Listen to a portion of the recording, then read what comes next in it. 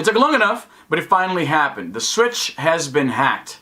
Hackers saved / ruined the day once again. It really depends on how you feel about console modification and the consequences we're going to see down the road from this.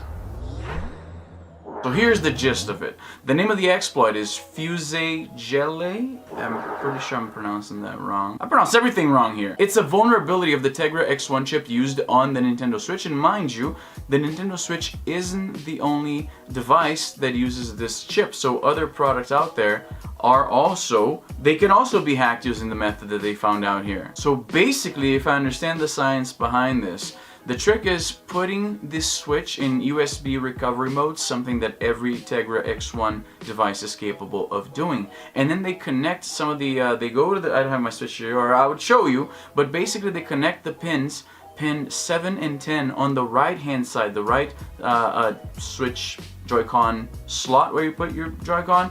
So you short those, I guess that's the terminology, I don't know. Point is, you put this thing into USB recovery, you put a wire so that it runs from one pin to the other, and then that tricks the system into running unsigned code, which is fancy talk for a program that the manufacturer doesn't want you running on the system. And of course, the main thing people think when the words consoles running unsigned code show up anywhere is, well, piracy, obviously. And most important is that this apparently it works at a hardware level, so they can't fix it with software. They would have to replace all of the Tegra chips on what, there's like 15 million switches out there right now.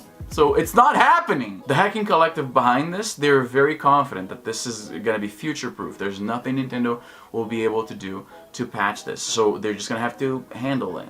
And I'm not sure how they're going to handle it, because in the past, Nintendo has been pretty aggressive in defending their intellectual property for obvious reasons. I'm not sure if you remember this, but Nintendo let things slide for a while when it came to the whole flashcard thing. Like, you could buy them on eBay, on Amazon, I think at a point. And it wasn't until, I want to say 2006 or 7 that they started actively fighting against it, both in the countries where these things are made and pushing against places like eBay and Best Buy and other smaller retailers to stop offering these things. And in fact, you can still buy flashcard these days, but if you look into the scene, they really went underground. It's kind of interesting. So I was looking at a website, and the way to buy a flashcard these days is you have to email them, right? And then you have to, okay, so the site doesn't have an e-commerce area. It's very kind of like Prohibition era. You know what I mean? Like, you knock on a wall and it's like a false wall, and they give you the booze, and you have to choose the product you want, and then you email them with the product. And then once you email them with the product that you want, they will mail you back an address, a PayPal address that you can then send money, and then they will send you the product. And you can't say in the body of the email that this is for a flashcard, because PayPal will shut that down immediately. So it's very hush-hush. My point is, it still exists, but Nintendo took the effort to try to kill it. Of course, you can never quite kill piracy, and now it's gonna be even... See, the thing is, we live in a time now where it becomes very hard. Things are more decentralized than ever, and I'll give an example. With flashcards, which you needed to run emulators on Game Boys or Nintendo DS's. All Nintendo had to do is issue a bunch of cease and desists to these companies, and then most of them are like, okay, we're not selling them anymore. And that really died down quite a bit drastically from what it was, say, like 10 years ago. You can still find it, it's just much harder, because there was a central hub, so to speak. There were retailers that you can go and say, stop selling that, they're using to infringe on our copyright, can you please stop, or we're gonna send lawyers. And then, for the most part, that was it. Now, it wouldn't work the same way, because, I'll give an example. Like I said, to run this exploit, you have to put the switch into USB recovery mode and basically short 2 pins on the Joy-Con, the right side Joy-Con connector on the Switch, right? So it's already a level of simplicity that it doesn't require, say, a flash card, which is like this thing that somebody made in a factory and is milling it out, and you need to access that to be able to run pirated games, right? No, you just need to short 2 little things. And if you don't want to do it that way, they are offering 3D printable, like this little thing that you stick in there, and that does that for you. Nobody's selling these things. If you have a 3D printer, you download the file, and there you go. You have the little piece that is needed to hack your Switch. you can't shut that down. It's P2P. People are just gonna be, okay, here's the file. So I wonder how Nintendo is gonna deal with this. And I also wonder if Nintendo could have prevented this if they had I mean, obviously hackers are still gonna hack. But my point is, a lot of people who will use this exploit, I'm certain, will be doing it for two things. One is to save their game data. Nintendo still hasn't come up with a way to effectively save data across devices. It just doesn't work. In fact, I have a little problem with my Nintendo Switch. I mentioned this here before. My Switch came from a batch where there was a problem with the glue job on the right hand side of the screen, so when it gets hot, it pops out a bit. It's not a big deal, but it still bothers me, and the only reason I didn't send it in for Nintendo to get it fixed is because I saw on Reddit that a lot of people did that, and then Nintendo erased their saves. So I know for a fact there's going to be a lot of people interested in this, only because it's going to open up the door to a function that Nintendo should have really gotten their shit together by this time to be able to officially offer to the public, and they haven't. The other thing is Virtual Console. Nintendo's taking their sweet time with Virtual Console. Nobody really knows why, and a lot of people like to run old school games, emulators, right? You already have a whole bunch of ROMs. Like in my case, I have a whole bunch of ROMs. I've been quote unquote stealing Nintendo games for many years, right? And now that I have systems that I can buy them on, I buy them on this. And if Virtual Console ever comes out on the Switch, I would buy all of those games again. I'm saying, Nintendo, let me buy my game! So of course, somebody like me, a retro gamer at heart, when I hear Switch hacked, first thing I think of is, alright, you don't want to take my money for Super Mario World?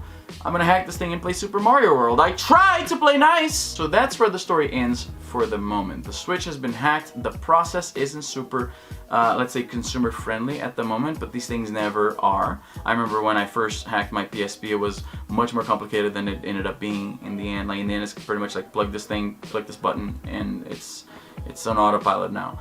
So I wonder how Nintendo's going to respond to this.